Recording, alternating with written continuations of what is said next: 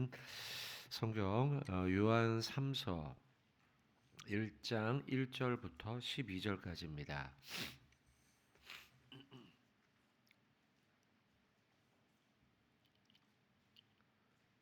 요한 3서 1장 1절부터 12절까지 저하고 한 절씩 교독하도록 하겠습니다. 장로인 나는 사랑하는 가이오 곧 내가 참으로 사랑하는 자에게 편지하노라.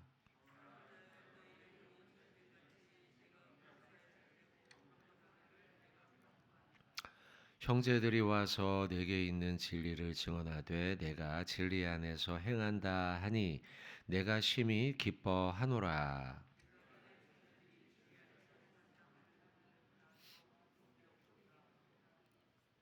사랑하는 자여 내가 무엇을 하든지 형제 곧 나그네 된 자들에게 행하는 것은 진실한 일이니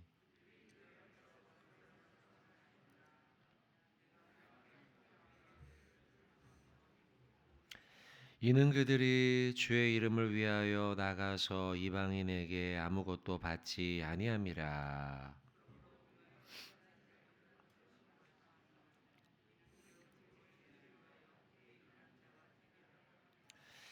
내가 두어 자를 교회에 썼으나 그들 중에 으뜸되기를 좋아하는 디오드레베가 우리를 맞아들이지 아니하니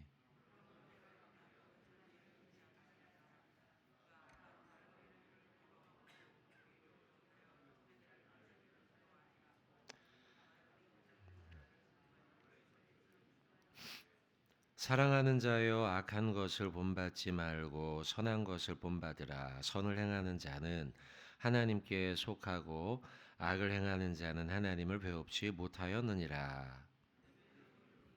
무사람에게도 진리에게서도 증거를 받았음에 우리도 증언하노니 너는 우리의 증언이 참된 줄을 아느니라. 아멘. 자, 오늘은 우리 리딩 지저스 오늘 본문 가운데 요한 3서 말씀 보도록 하겠습니다. 1절부터 보시면 장로인 나는 사랑하는 가이오 곧 내가 참으로 사랑하는 자에게 편지하노라. 1절의 말씀처럼 요한 3서는 가이오에게 보내는 편지의 글입니다. 그러니까 요한 1서, 2서, 3서들은 이제 개인을 향해서 보내는 편지의 대부분의 이제 서신서들은 이제 교회 공동체를 향해서 보내지만 1절에 나오는 것처럼 3서는 이 가이오에게 보내는 짧은 편지의 말씀입니다. 그리고 주목해야 할 인물 가운데 하나가 가이오이고 그 다음에 뒤로 쭉 내려오면 9절에 디오드레베라는 인물이 나옵니다. 물론 또 12절에는 데메드리오가 또 나오는데요. 발음은 디오드레베, 데메드리오 비슷하긴 하지만 전혀 다른 인물이고 특징도 전혀 다른 인물입니다. 조금 있다가 이 부분은 가이오와 디오드레베를 조금 비교하면서 말씀을 또 보도록 하겠습니다. 먼저 가이오에게 편지를 보내고 있는데요. 가이오는 사도행전 20장 4절에 보시면 아시아까지 바울이 전도 여행을 갈 때에 같이 동행했던 인물로 나오고 있습니다. 2절에 보시면 사랑하는 자여 내 영혼이 잘됨 같이 내가 범사에 잘되고 강건하기를 내가 간구하노라. 많이 들어보신 말씀일 것입니다. 유명한 말씀이며 읽으면서 참 기분이 좋은 말씀 아닙니까? 축복의 말씀입니다. 내 영혼이 잘됨 같이 잘되다라는 말이요. 유오두스다이라고 하는 말인데 이 말은 좋은 길로 인도한다. 좋은 여행을 한다. 이런 의미예요. 그러니까 잘되다라는 말은 우리의 인생의 길이 하나님의 인도함을 받는다. 우리 인생은 순례자라고 하잖아요. 그죠? 여행자죠. 여행자인 나의 인생, 그 여행이 하루하루 좋다, 즐겁다, 이런 의미예요. 그래서 누군가에게 이 절 말씀 가지고, 보면, 집에 가면 이렇게 액자 같은 데도 아니면 믿는 우리 성도들의 식당이나 영업장에 가면 붙여놓는데 이 말의 의미가 뭐냐? 우리의 인생 여행, 순례자의 여행길이 잘 하나님께 인도받는다. 그런 축복의 메시지예요. 범사에 잘 되고 강건하기를 내가 간구한다. 범사라는 것은 모든 일이죠. 그것들이 다 잘 되고 너의 영혼이나 육신이 강건하기를 내가 기도하고 있다. 지금 이 보내는 편지는 누가 쓴 거예요? 사도 요한이 가이오에게 보내는 거죠. 그 한 사람을 향해 당신이 이와 같이 좋은 순례자가 되기를 바라고, 그리고 네가 범사에 잘 되고 강건하기를 나는 축복해요 라는 거예요. 이 한 구절을 보면서 12월 달을 지난 우리가 성도와 성도의 교제를 나눌 때 어떤 자세로 해야 할까 답을 주지 않습니까? 서로를 축복하면서 이 한 해 마지막을 보내야겠다라는 생각이 듭니다. 서로를 축복하기 위해서 여러분들의 입을, 마음을, 행동을 사용하시면 좋겠어요. 3절, 4절, 5절, 6절 쭉 이렇게 나오는 구절 가운데 뭐 표시할 수 있으면 표시하는데요. 3절에 진리를 증언하되라는 말이 나오고요. 그다음에 6절에 보시면 사랑을 증언하였느니라 이 말이 나오죠. 똑같은 대꾸가 되겠습니다. 증언하다, 증언하다. 근데 두 가지를 말해요. 진리, 그다음 사랑. 자, 근데 두 가지 다 가이오에 대한 칭찬의 말이에요. 형제들이 와서 3절에 내게 있는 가이오 당신에게 있는 장로님이죠. 가이오가요. 그다음에 요한도 이제 말씀 전하는 장로님이었고요. 이제 뭐 사실은 이제 이게 이제 우리에서 와서는 이제 목사로 호칭이 되지만 어쨌든 자 가이오 장로님에게 이야기하기를 사람들이 나에게 찾아와서 소문을 전했습니다. 당신에게 있는 진리. 다시 말하면 가이오는 진리 안에 거하여 진리대로 살았던 사람이라고 사람들이 그를 평가하면서 요한에게 찾아와서는 칭찬을 하더라는 거죠. 3절 끝에 중반부 보시면 내가 진리 안에서 행한다 하니 내 마음이 심히 기쁩니다. 나는 너무 기뻤어요. 당신이 진리 안에 행동한다는 이야기를 사람들로부터 듣고 소문을 들을 때 나는 매우 마음이 흡족하고 좋았습니다. 당시엔 진리를 왜곡하던 이단 사설들이 있었죠. 복음을 왜곡해요. 그게 영지주의라고 하는 거죠. 뒤에 나오는 조금 이따 볼 데메드리오 역시도 영지주의에 푹 빠졌어요. 그래서 영지주의라는 건 영적인 것만이 진짜고 실제 생활하는 우리의 육신의 삶은 그거 다 허영이니 소용없는 거다. 이렇게 이야기하는 이단 사설인데 이 이단 사설을 확실히 배격하고 분명한 진리를 붙잡으며 말씀대로 살아가려고 했다는 거죠. 여러분 사상의 유혹이라는 건 굉장히 큽니다. 사상의 유혹에 한번 빠져들기 시작하면 벗어나기가 쉽지 않은데 그 사상을 분명히 배격하고 진리를 붙잡으면서 살았다는 거예요. 자, 여러분, 우리 시대로 한번 생각해 봅시다. 우리 시대의 진리를 왜곡하는 가장 큰 그 진리 이면에서 유혹하고 있는 사상이 뭐가 있을까요? 가장 큰 건 한 가지만 얘기한다면 만모니즘 아니겠어요? 물질주의. 물질주의는 복음도 왜곡시키고요. 사랑도 왜곡시키고요. 우리가 살아가고 있는 삶의 자세와 태도와 정신을 다 왜곡시켜요. 돈 중심으로 저 사람을 바라보고 돈 중심으로 사건을 바라보고 돈 중심으로 교회를 바라봐요. 만모니즘은 오래전부터 예수님 시대 때부터 너희가 물질과 하나님을 겸하여 섬길 수 없다라고 말하면서 물질주의 만모니즘이 얼마나 진리를 왜곡하는 것인가, 하나님을 왜곡하는 것인가를 우리에게 말씀하고 있죠. 이 시대 더욱더 그렇지 않습니까? 그래서 3절 말씀을 우리에게 적용한다면 우리가 어떻게 살아야 하는가, 만모니즘에 빠지지 않고 또 복음을 왜곡하는 다른 것들을 그것들에 빠지지 않고 끝까지 진리 안에서 행해야겠다. 그럴 때 가이오에게 복음을 전하고 가이오를 말씀으로 양육시켰던 사도 요한이 난 너무 기쁩니다. 당신이 그런 유혹 앞에 있음에도 불구하고 유혹에 넘어가지 않았다는 이야기를 들었을 때 내 마음이 얼마나 기쁜지 모릅니다. 저도 그럴 것 같아요. 여러분들이 사시는 동안에 제가 이렇게 여러분들을 말씀으로 가르치고 여러분들 제자 훈련도 받으시고 새벽에도 나오시고 주일날 말씀도 듣고 그리고 세상에 나가서 살 때 그런 유혹에 빠지지 않고 여러분들이 진리 안에 거한다는 이야기를 제가 들을 때 얼마나 제가 기쁘겠습니까? 사도 요한이 이 말씀이 충분히 이해가 됩니다. 여러분들도 마찬가지일 거예요. 여러분들의 자녀에게 하나님의 말씀을 가르칠 때 여러분의 제자들에게 교회 제자들이 있죠. 후배들이 있죠. 구역원들이 있죠. 말씀을 가르칠 때 그 구역원이 자녀가 진리 안에 거한다. 이거보다 더 기쁜 소식이 어디 있겠습니까? 여러분, 자, 3절 말씀은 그런 의미가 되겠습니다. 자, 두 번째, 사랑을 증언했다는 거죠. 6절에요. 가이오에 대한 칭찬의 말이에요. 6절, 5절부터 보시면 사랑하는 자여 가요여 네가 무엇이든지 항상 무엇이든지 형제 곧 나그네 된 자들에게 행한 것은 신실한 일이니 그들이 교회 앞에서 너의 사랑을 증언하였다라는 겁니다. 나그네 된 자들이라고 했죠. 5절에요. 이 나그네는 그저 단순한 여행 계획이 아니고요. 이들은 이제 순회 전도자들입니다. 사도 바울이 여행을 하면서 전도를 했죠. 전도 여행을 했죠. 그런 것처럼 바울처럼 많은 사람들이 이곳 저곳을 나그네가 되어 다니면서 복음 전파를 했단 말이에요. 또 네로 시대 AD 64년이죠.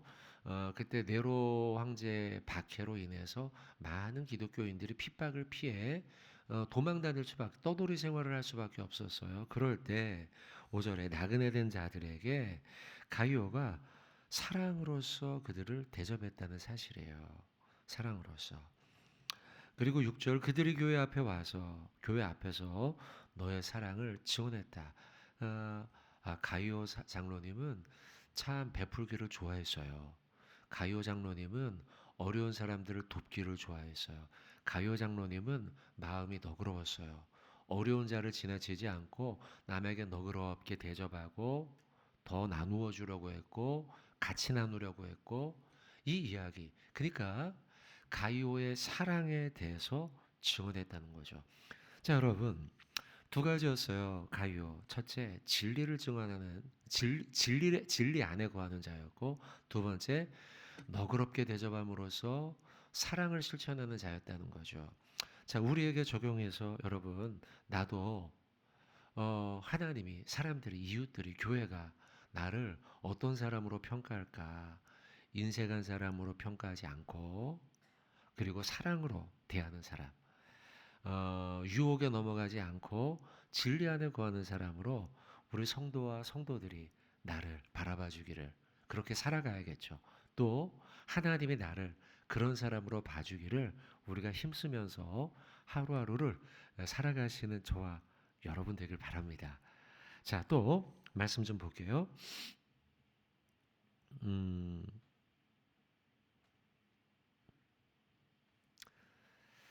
9절입니다. 9절에 보시면 내가 두어 자를 교회에 섰으나 그들 중에 으뜸되기를 좋아하는 디오드레베가 우리를 맞아들이지 않았다. 자, 디오드레베. 이제 두 인물이 비교가 됩니다. 한 사람 가이오는 지금 자연스럽게 좀 설명을 드렸고요. 비교되는 인물이 디오드레베입니다. 디오드레베의 특징을 뭐라고 이야기하느냐? 그들 중에 교인들 중에 으뜸되기를 좋아한다. 권력욕이 있었다는 거예요. 인정 욕구가 있었다는 거예요. 교회 안에서 이도 장로였어요. 디오드레베도요. 디오드레베가 장로가 되었다는 것은 처음부터 이런 사람은 아니었다는 거죠. 그죠? 처음부터 이런 사람이었으면 장로까지 될 수가 없었겠죠. 그죠? 처음에는 온전한 사람이었겠죠. 그러나 그가 점점점 변질된 거예요. 자, 이 부분에서도 우리는 깨어 있어야 돼요. 어, 예수님이 오셨을 때 바리새인, 사두개인 이런 사람들이요. 처음부터 나쁜 인물들은 아니었다는 거죠. 그러나 시간이 갈수록 사람들의 인정을 받으려고 하고 그리고 그 권력욕, 인정 욕구에 의해서 변질됐죠. 디오드레베도 변질되었는데 이 말씀은 우리가 변질되지 않도록 우리 역시도 늘 깨어 있어야겠다. 또한 그가 변질된 모습 가운데 하나가 바로 그들 중에 으뜸되기를 좋아하는 것이었어요. 여러분, 왜 으뜸되기를 좋아하는가? 한 가지입니다. 내가 머리가 되고 싶은 거거든요. 근데요, 사실 우리의 머리 위에는 누가 있습니까? 하나님이 있잖아요. 하나님을 바라보면서, 위를 바라보면서 살아야죠. 위에 올라와서 저 아래 사람들 막 내려보듯이 이제 위치를 말하는 게 아니고요. 우리의 마음의 자세를 얘기하는 거죠. 사람 아래에 있는 사람들 깔보듯이 그렇게 살아가는 삶이 아니라 낮은 곳으로 내려가 저 높이 계신 하나님, 위에 계신 하나님을 바라보는 삶의 자세를 가져야죠. 그리고 옆도 봐야 돼요. 옆에 나의 동료들이 있잖아요. 같이 걸어갈 순례자들이 같이 있는 거잖아요. 우리는 천국 여행을 같이 하는 사람 아닙니까? 그래서 높은 데 올라와서 저 아래를 깔보듯 내려보는 인생이 아니라 낮은 곳으로 내려가 위에 계신 하나님을 바라보며 옆에 있는 동료들을 바라볼 수 있는 그런 삶을 살아야겠다는 거죠. 또 디오드렙에 대한 설명이 10절에 계속 나옵니다. 그러므로 내가 가면 그가 행한 일을 잊지 아니하리라. 지금 떨어져 있는데 요한이 이곳으로 가게 된다면 잊지 않겠다는 거죠. 왜냐하면 그가 악한 말로 요한의 무리들, 복음 전파자들을 비방했어요. 요한뿐이 아니죠. 뒤에 보면 누군가를 대접하는데 방해놓거든요. 복음 전도자와 순회 전도자, 목회자들을 우습게 여기며 이가 행했다는 거죠. 우리를 비방하고도 오히려 부족하여서 형제들을 순례자들이었죠. 그들을 맞아들이지도 않았어요. 오면은 대접하거나 환영해주지 않았다는 거죠. 그리고 맞아들이려고 하는 사람들이 있었을 거 아닙니까? 디오드렙의 외에도요. 도우려고 하는 사람들이 있으면 그들을요 금했다는 거예요. 어때요, 여러분? 못됐죠, 그죠? 왜 그랬을까요? 왜 그렇게 했을까요? 왜 이렇게 막 못되게 했을까요? 막 누가 도우려고 하면 도우려는 사람까지 뜯어 말렸다는 거예요. 내가 해야 되는데 내가 해야 되는 거 아니에요, 그거요. 내가 해서 내가 좀 인정받고 으뜸이 돼야 되는데 남이 하는 꼴을 못 보는 거죠. 그 사람이 인정받을까 봐요. 이게 그러니까 안 되는 거죠, 여러분. 자, 여러분 디오드레베가 어떤 사람이었는가 10절에 대해 설명을 하고 있어요. 자, 제가 설교 초두에 가이오와 디오드렙에 대해서 우리가 좀 주목하자, 비교해보자 이런 말씀 좀 드렸는데 확연히 차이가 나지 않습니까? 가이오의 특징은 두 가지였어요. 진리 안에 거하고 그리고 사랑을 실천하고 그랬죠. 반면 디오드렙에는요 으뜸되기를 좋아했던 인물이었고 그리고 남을 돕지도 않았고 말을 바꿔요. 비방했어요. 말을 바꿔서 저 사람 나쁜 사람이야 라고 비방하며 요한을 비방했고요. 또 누군가를 도우려고 할 때는 돕지도 않을 뿐더러 도우려는 사람들을 막 뜯어 말리면서 심지어는 그런 사람들을 교회에서 내쫓고 이런 행동을 했던 사람이에요. 확연히 다른 두 사람이죠. 여러분에게 도전합니다. 우리가 이 둘 중 어떤 사람의 유형을 닮아가야 되는가? 답은 너무 분명하지만 삶의 실천 속에서 우리는 때때로 부지 중에 또는 나도 모르는 내 인정 욕구와 나도 모르는 세상의 유혹 속에 나도 모르게 디오드렙의 길을 걸을 때도 있을 수 있다는 거죠. 깨어서 근신하여서 정신 차리고 우리가 가요가 걸었던 것처럼 진리 안에 거하고 사랑 안에 거하는 저와 여러분 되어야 될 줄로 믿습니다. 11절 말씀 우리 같이 한번 읽어볼까요? 11절 같이 읽겠습니다. 사랑하는 자여 악한 것을 본받지 말고 선한 것을 본받으라. 선을 행하는 자는 하나님께 속하였고 악을 행하는 자는 하나님을 배웁지 못하였느니라. 아멘. 한번 따라해 봅시다. 사랑하는 자여 악한 것을 본받지 말고 선한 것을 본받읍시다. 네. 오늘 본문에 악한 사람으로 대표되어서 나오는 디오드렙의 인생이 아니라 사랑과 진리 안에 거했던 이 가요처럼 또 우리 교회 사랑과 진리의 공동체 아니겠습니까? 가요가 적절하게 그 모습을 대변해주고 있습니다. 가요처럼 사랑과 진리 안에 거해서 우리 모든 성도가 연합하여 정윤교회 사랑과 진리의 공동체를 이루는 저와 여러분 되시길 주님의 이름으로 축원드립니다. 기도합시다. 하나님 아버지